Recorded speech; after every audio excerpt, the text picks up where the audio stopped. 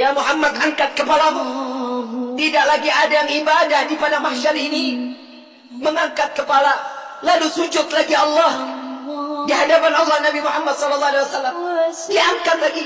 Wahai kekasihku, angkat kepalamu. Sudah tidak ada lagi yang ibadah di pada mahsyar ini. Tetap Nabi mengangkat kepala lalu sujud lagi kepada Allah.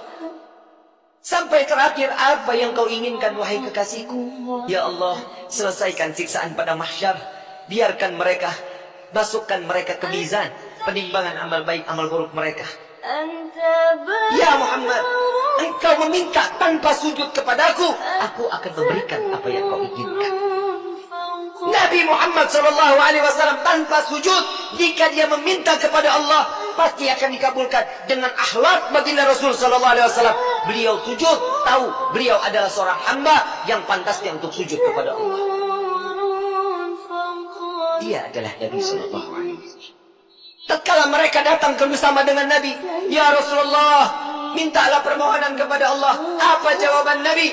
Analaha, analaha, analaha. Aku yang dapat menolong kalian. Aku yang akan memberikan syafaat kepada kalian. Aku yang akan membebaskan kalian dari siksaan padang mahsyar di hari ini. Saat dia meminta selesai pada mahsyar, masuk mereka semua ke mizan. Sampai di mizan, Nabi berdiri di depan mizan, melihat rombongan daripada umatnya. Saat beliau dalam keadaan dosa yang begitu besar, Nabi sujud kembali di hadapan Allah. Ya Rabb, doa baginda Rasul SAW, ya Allah, ringankan beban dosa umatku, beratkan pahala mereka, ampuni dosa mereka ya Allah.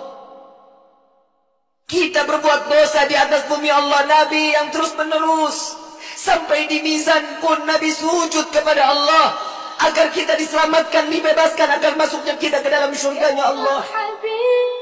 Setelah mizan, Nabi SAW berdiri lagi di sirat. Saat di mana jembatan tersebut, satu helai rambut dibelah menjadi 7. Tajamnya luar biasa. Di bawahnya neraka jahanam. Nabi menunggu sampai ada umat yang ingin tergelincir, dipegang oleh Nabi, dituntun sampai di ujung daripada jembatan tersebut. Nabi menjaga umat sampai saat di dalam surga kelak, Nabi berdiri di depan pintu surga, tidak masuk ke dalam pintu surga, menunggu satu persatu agar masuk, mereka dimasuk ke dalam surga. Sampai di dalam riwayat Siti Fatimah bertanya, ya Rasulullah, untuk apa kau berdiri di depan pintu surga? Aku menunggu umatku. Jika satu yang tertinggal belum masuk ke dalam surga, maka aku tidak akan pernah masuk ke dalam surga ya Allah. Huwa Muhammad, dia adalah Sayyiduna Muhammad.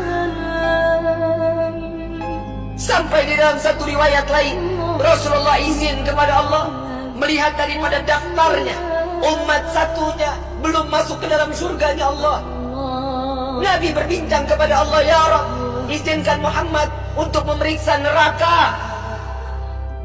Sampai beliau masuk ke dalam neraka, mencari umatnya, lalu setelah itu diambil, lalu dibawa masuk ke dalam surganya Allah. Dia adalah Sayyiduna Muhammad. Dia adalah pemimpin kalian. Dia adalah Nabi kalian. Dia adalah Rasul kalian. Tidakkah kalian malu tatkala kalian berbuat dosa di hadapan Allah? Sampai kapan hidup kita selalu tutup mata di dalam kemaksiatan kepada Allah?